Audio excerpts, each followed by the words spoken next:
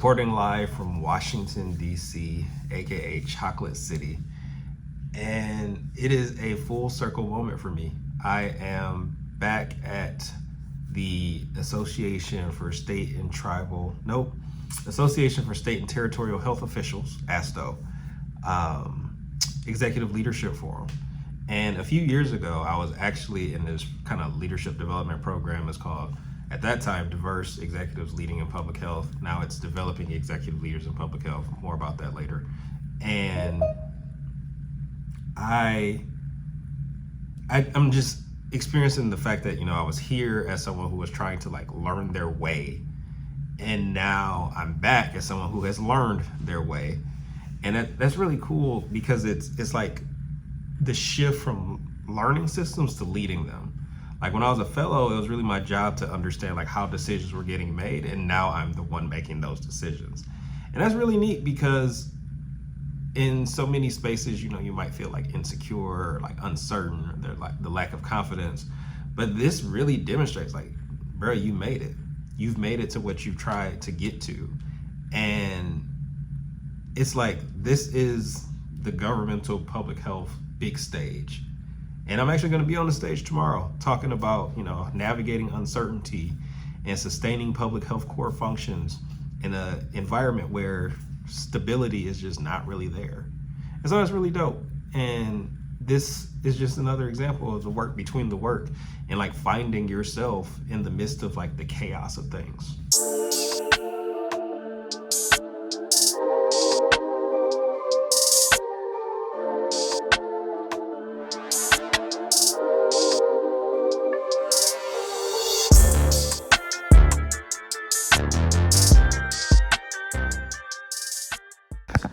In my mind, yeah, I want to talk about body and soul.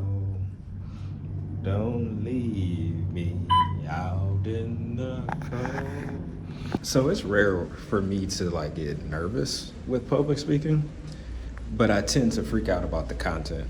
And so the person I was presenting with, he was focused much more on a higher level of realignment of an entire department, and I was more focused on activities and functions within an administration. And I think it ended up segueing really nicely, but beforehand I'm how am I going to make these things link together? But it turned out really good, and it was in fact standing room only, and people were asking good questions. And so I'm glad that people got something out of it, but even more glad that it's over. And I had a chance to sit in on the Developing Executive Leaders pitch and their reflections. And I'm just amazed at how much talent lives within our public health ecosystem. And I just desire that everyone has an opportunity to really display it. And I don't know what it is about conferences, but whenever I go to one, that's when I start looking at other jobs. And there was one that came up with the CDC recently. It was the Public Health Infrastructure Center Director. And I already manage our public health infrastructure grant for our state. I was you should just throw your name in the hat just to see what happens. And, imposter syndrome gets in the way, and then I start thinking there's so many other qualified people. I need somebody to hold me accountable one day when I say I'm going to apply for something, to actually do it. And I know my wife does a really good job at it. And I usually feel better when I do it, but I still have this delay and this hesitancy in me that I just need to address. I'm also just kind of grateful for the opportunity to represent my state, because I think, as I mentioned earlier, this is the governmental public health stage. This is where people come together to share best practices. And I'm not the biggest networker, but I felt really sure of myself as I was explaining what are we doing in Michigan and why it's working and what's not working. And that was really dope to just have that experience. Right now I'm chilling off the wharf. I don't even know how to say it, but I've had a chance to kind of walk back and forth. I'm still kicking myself for not bringing any of my equipment, and so I'm operating off of one tripod and my iPhone that's almost out of storage completely. So we'll see how this goes. But I think I'm actually ready to go get me some food, because I'm starving, and I haven't ate since lunch this morning.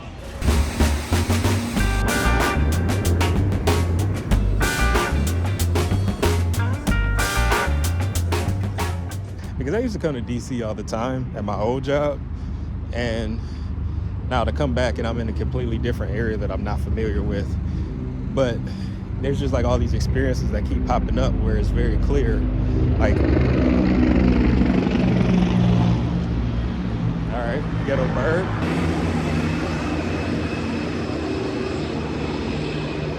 It's very clear that I have arrived. So the keynote speaker for today's session, for the lunch session, is actually someone who was on the podcast a while ago. And we have like very similar tracks in life. We both were at Michigan State at the same time. We both got married the same year. I have more kids than him, but there's just like so many things that align. And so to see him now like fully in his element is really dope. What up, Noopy? Hey, I saw your bracelet. Oh, hey, how you doing? James Bell, Lansing alumni. Which one? Lansing alumni from Michigan. Alumni. Okay. That's not what's an issue. Okay. Yeah, I saw you. Go to, Captain Takeover? No, I'm just here for a conference. Oh, okay. Yeah, but always good to see Noops in the building. Sorry, ran into a brother on the walk. So it's just really cool to see him in his element doing his thing and like representing everything that he's talked about for years. Like I remember what he was doing on campus to get cigarettes off campus. Like it's really cool, like public health growing up. But the other thing that's happening right now is I'm actually heading to lunch with the son of one of my frat brothers who passed away, who was like a huge mentor in my life. And to see his son all grown up doing his thing, also into photography, like I'm elated to spend a little bit of time with him while I'm out here. So it appears that my time in DC is up, and it's been a great adventure as far as like all the things I've talked about with coming into realization, finding closure on things that I didn't think I really needed closure on, things that I guess I had accepted. But there's still one thing that's kind of irking me, at least that's still sticking with me, and it was this kind of like feeling of isolation, just a little bit. You know, I'm surrounded by public health colleagues, which is absolutely true. People who are passionate about the work, who have been doing it for years. But I did not see as many people who looked like me. And when I say that, I mean that very specifically. Like, I didn't see many other black men. And so there's still a gap there that needs to be addressed in some capacity. I know just because, one, they're in my phone and I have built community with them, like there are other black men out there who do this work. And shout out to the brothers in public health, because they have built a community and a network of folks who are committed to addressing inequities in their communities or their jurisdictions or wherever. But we have not yet ascended to the level where state government recognizes that talent and puts them in place to demonstrate their skills and abilities. And so that is still my biggest qualm with spaces like this. Like it's great that we're able to finally get out.